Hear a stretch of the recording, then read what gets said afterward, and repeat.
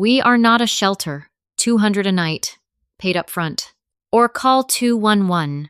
My cheeks still smelled like smoke from the apartment fire. Lily's hand was wrapped in gauze, and the burn throbbed under it. I stood on their porch in Spokane with one suitcase and no address. Inside, brunch plates clinked like a normal Sunday. Megan laughed at the table, loud enough to carry through the door. I looked for my mother's face behind his shoulder. Carol didn't step forward, not even 1 inch. I said, "It's just a few weeks, until insurance comes." Dennis said, "Not here," and pulled the door tighter. I walked back to my Honda because there was nowhere else, and I understood he wasn't refusing a bed. He was charging me for my dignity. If you have ever been told it was, for your own good, stay with me. I did not knock again. I did not beg. I sat in the driver's seat and kept both hands on the wheel until my fingers went numb. Lily asked, "Are we going inside?" I said, "No." She stared at the house like it might change its mind. The phone on my dash was still recording. I had hit the button by accident when Dennis stepped onto the porch. I did not notice until I was already backing out. 47 seconds. That was all it took to make the rest of my life feel different. The first night we went back to the Red Cross motel.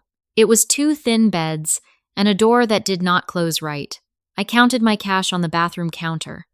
I had enough for soap, gas, and 1 more night. The next morning, the motel clerk said, "Checkout is 11. I nodded like I had a plan. I did not. I drove to the insurance office and sat in the parking lot. The adjuster did not call back. My boss did not call back either. I had missed too many shifts since the fire. People say, "Just ask family." They say it like a rule. They never say what you do when the rule fails. That afternoon, I drove back to my parents' street, not to ask again, just to see if I had imagined it. I parked across from their yard and watched the curtains.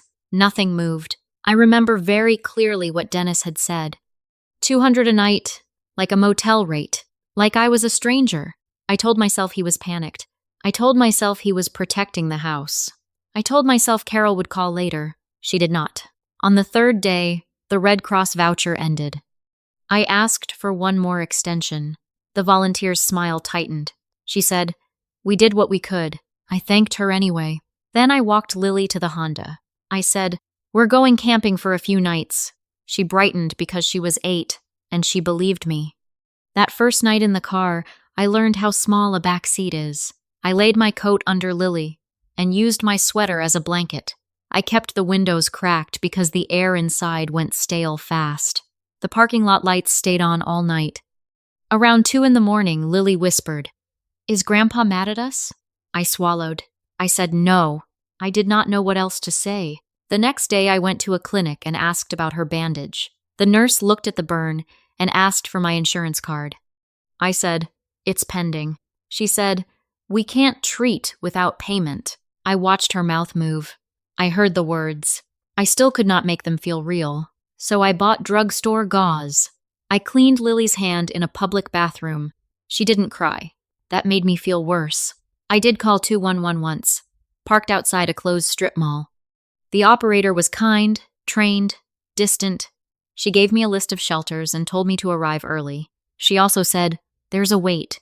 I drove to one place before sunrise. A man at the door took my name on a clipboard. He looked at Lily's bandage and said, "Family wing is full." He said it like weather. I thanked him and walked back to the car. I kept thinking about the way my parents used to frame everything. Because we worry, because we know better, because it's for your future. They said that when I chose community college instead of Megan's private school.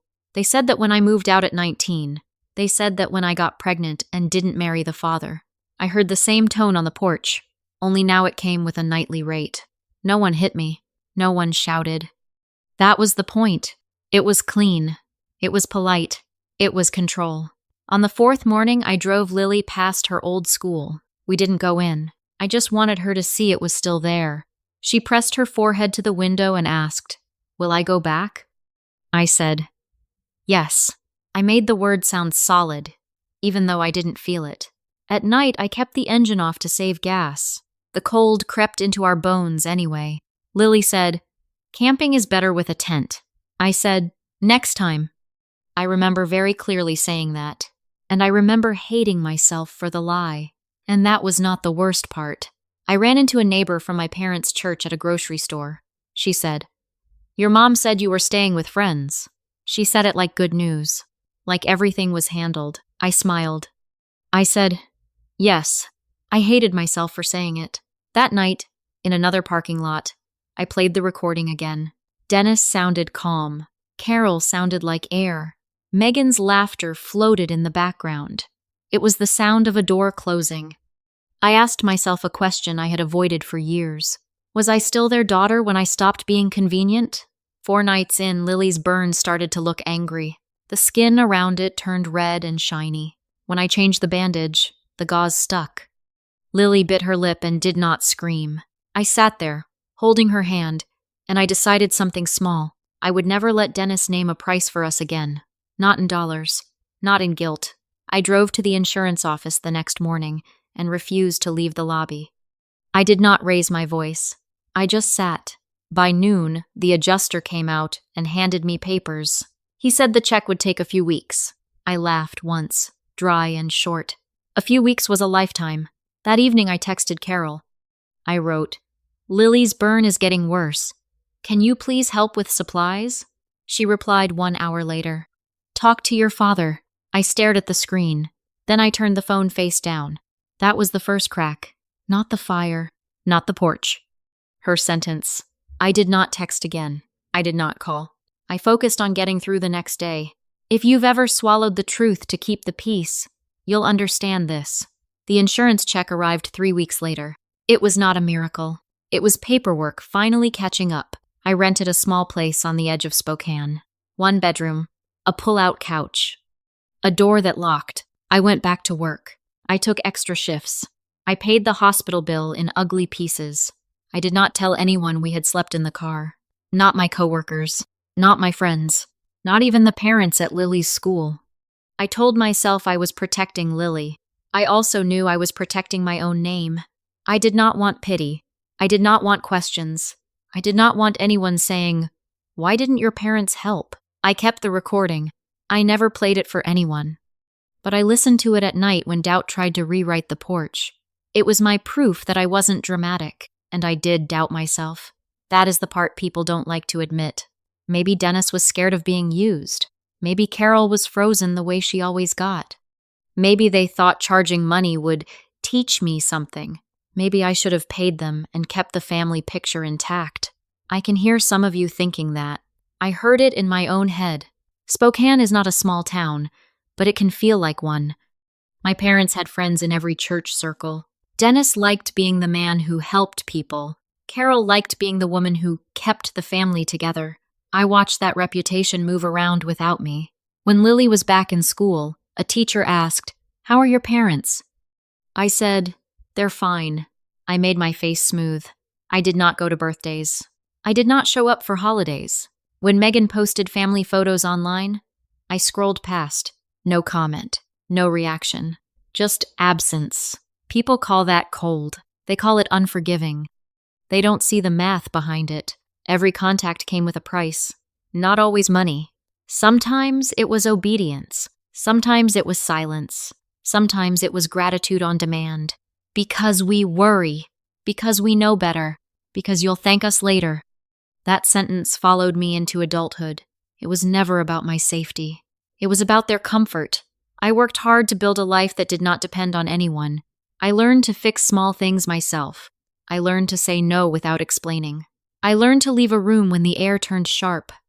Still, on some nights, I wondered if I was too sensitive. I wondered if my pride had made everything worse. I wondered if this was just how their generation loved. If you have ever asked yourself that question, I know you're still listening. 5 years passed like that. Lily grew. Her burn scar faded to a pale line across her hand. She stopped asking about her grandparents. Once, in the car wash line, Lily said, "Do they even know my birthday?" I said, "They know." I did not say they did not call. I did not say they did not care. I kept my voice steady and turned up the radio. I didn't encourage her to forget. I also didn't push her to remember. I let time do what it does. I moved once during those 5 years. Not far. Still Spokane. But I did it quietly. I did not give my new address to my parents. I told myself it was for safety. Really, it was for control. I wanted one corner of my life they could not enter. Some people will hear that and call it harsh. They will say, they are your parents. They will say, time is short. They will say, let it go. I let plenty go. I let go of the idea that Carol would ever pick me over Dennis. I let go of the idea that Megan would ever see me as equal. I let go of the family story where we were all close. I kept only what mattered. My rent paid on time. My credit climbing back from the fire. Lily's school lunches packed. My own face in the mirror, calm. Every so often, a mutual friend would mention my parents. Your dad asks about you, they'd say. I would nod and change the subject. No one ever said, he's sorry. And I noticed that. I always noticed what was missing. On lonely nights, I almost dialed Carol. Then I remembered her text. Talk to your father. I set the phone down. That line did the work for me. Then, one Tuesday evening, I heard a knock. Not a text. Not a call. A knock, like she had a right to be there. Carol stood on my porch. Her hair was thinner. Her eyes were wet. She held her purse with both hands, tight to her stomach. I need to talk, she said. I did not invite her in right away. I stepped outside and closed my door behind me. Old habits. Contain the damage. Keep the neighbors from watching. Carol looked past me, toward the living room window. Is Lily here? I said, she's doing homework. Carol's mouth trembled. Then she said, your father is dying. The words landed, but they did not break me. Not yet. She kept talking. She said, it's his kidneys. She said, the doctors say he needs a transplant. She said, they tested me, and I can't. She said, Megan can't. Then she lowered her voice like it was a secret. They said you're the only match. I felt something cold move through my chest. Not fear, not anger, recognition. It was the same posture as the porch, just dressed in grief, a request that was really a demand, a problem they had already decided I would solve. Carol reached for my arm. I stepped back. Her hand hung in the air, then dropped.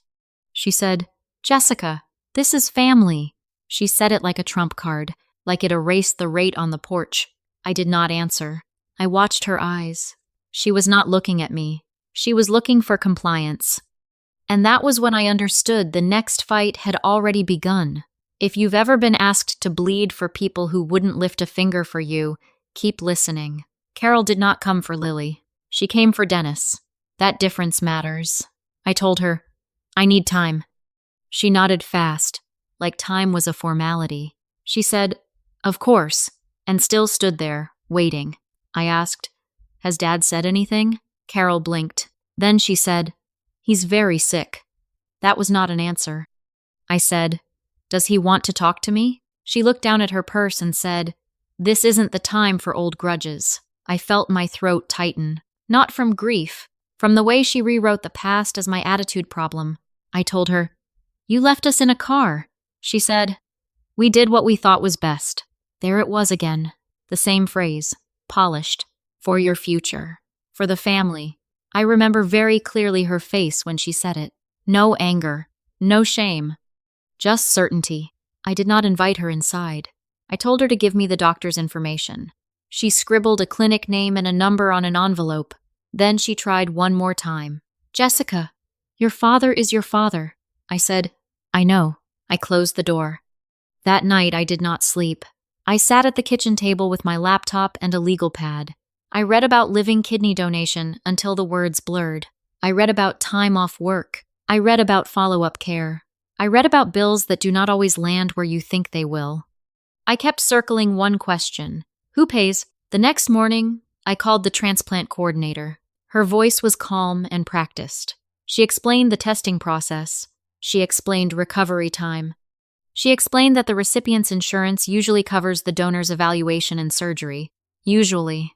Then she paused and said, but you can still have costs.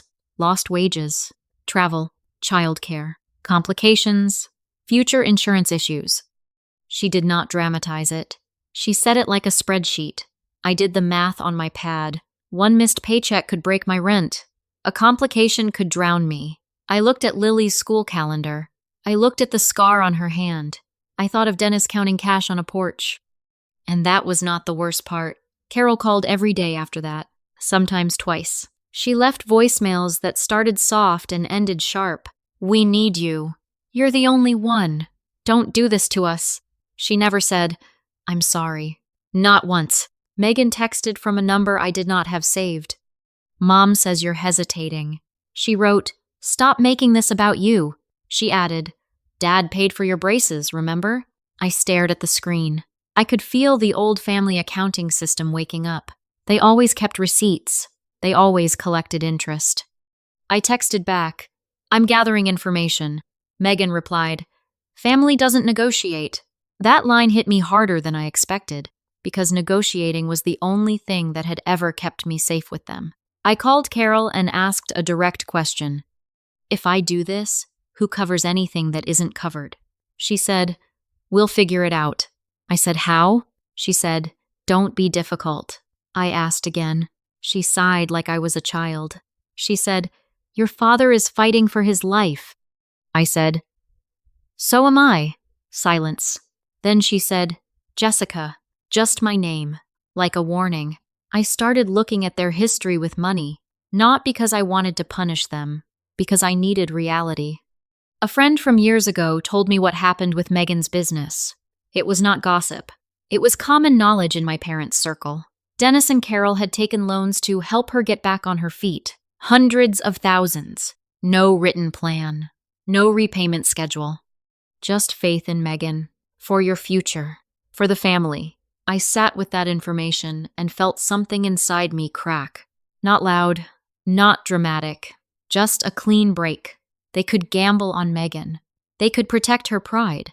But when Lily and I needed a couch for a few weeks, Dennis priced us like strangers. I wanted to believe there was a reasonable explanation. I wanted to believe this was generational. I wanted to believe I was overreacting. Maybe you're thinking that too. I called the coordinator again and asked about donor protections. She talked about assistance programs. She talked about paperwork.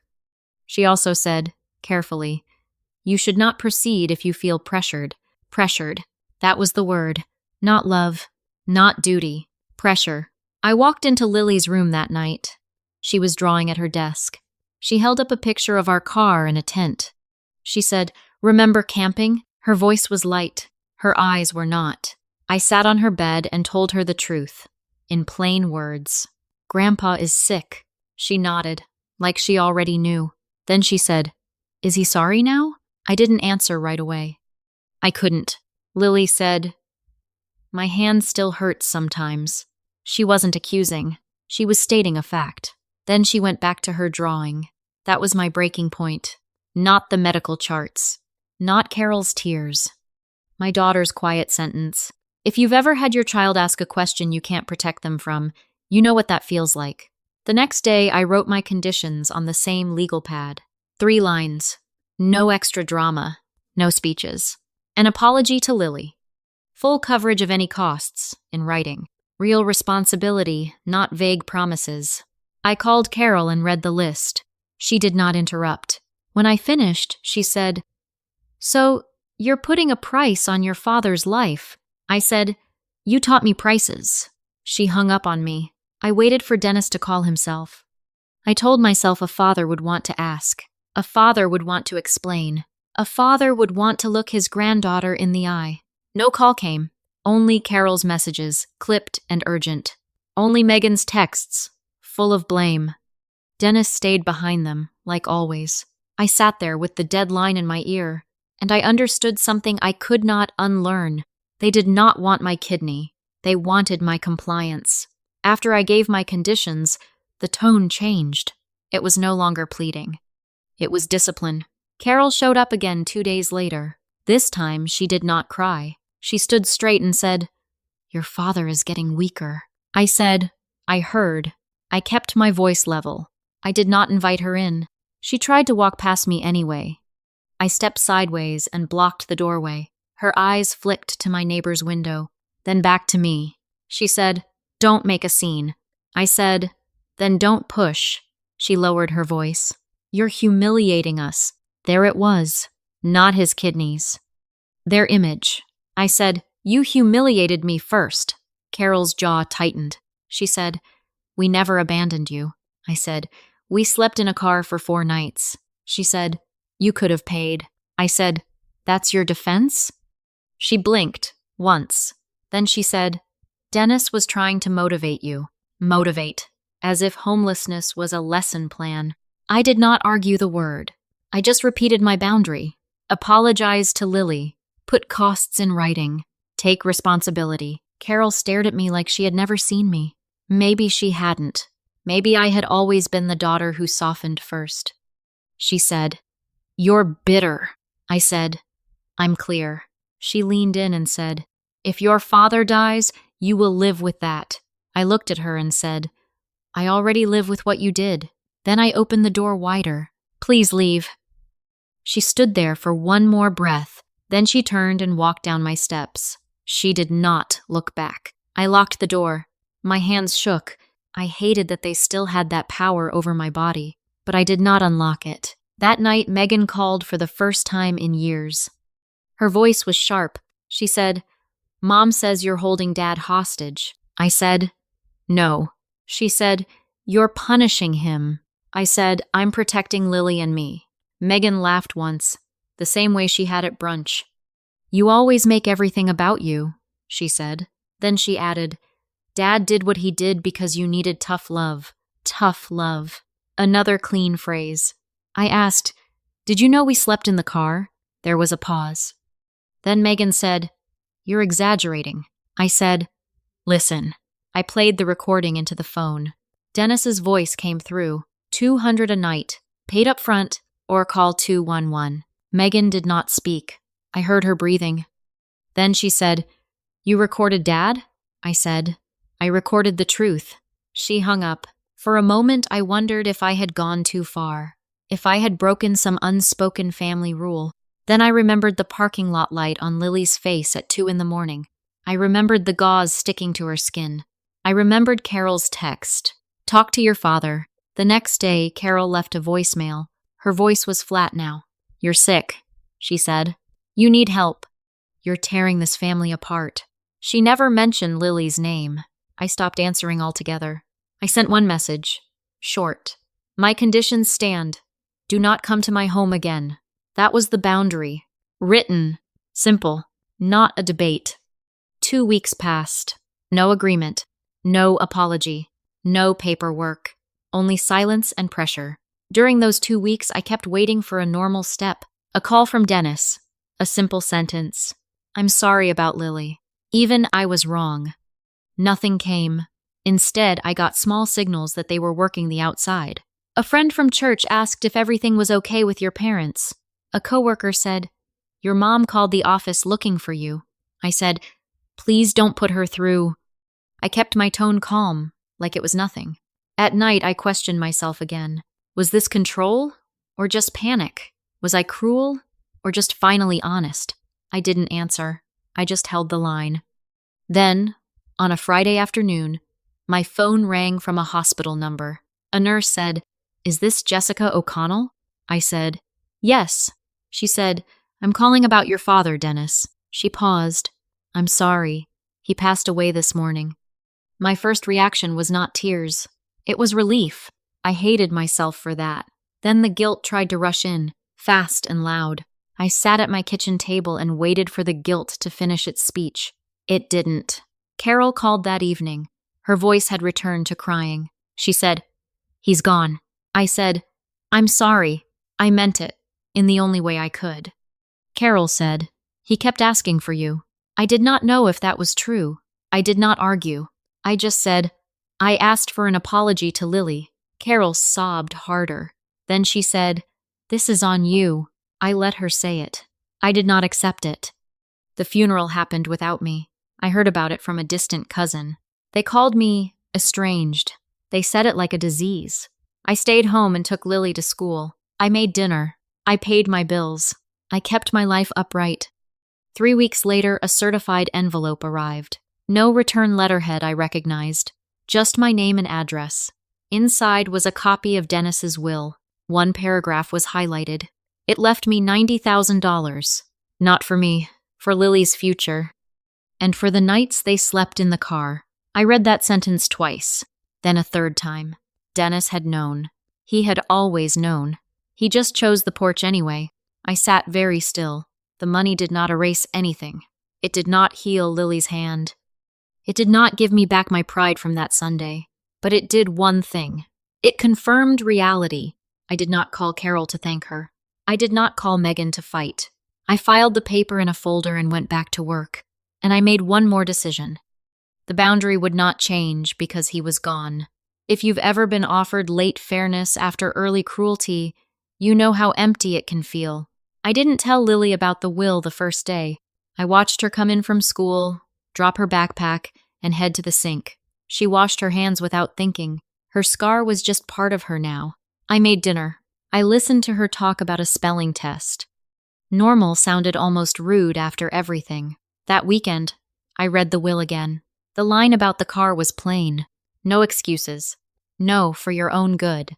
Just the fact. I kept waiting for anger to rise. It didn't. What I felt was something colder, a final kind of clarity. If you've ever had to accept a truth that arrives too late to change anything, I think you'll understand. Carol called after the will was filed. Her voice was steadier. She said, "Your father tried to do right at the end," I said. "He could have done right when Lily was 8, Carol said. "He was proud," I said. "So was I." Silence. Then she said, "We should meet." I did not say yes. I did not say no right away.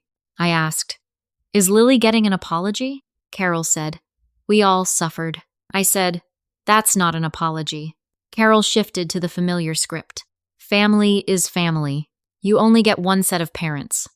You'll regret this." I let her words hang there. Then I said, "I'm not discussing this by phone." I said, "If you want contact, it will be on my terms." Carol asked, "What terms?" I told her, "You do not show up unannounced. You do not speak to Lily without me. You do not call me selfish for protecting my home. And you do not rewrite the porch." Carol exhaled hard. "You're controlling," she said. I almost laughed. It was the first time she had said the quiet part out loud.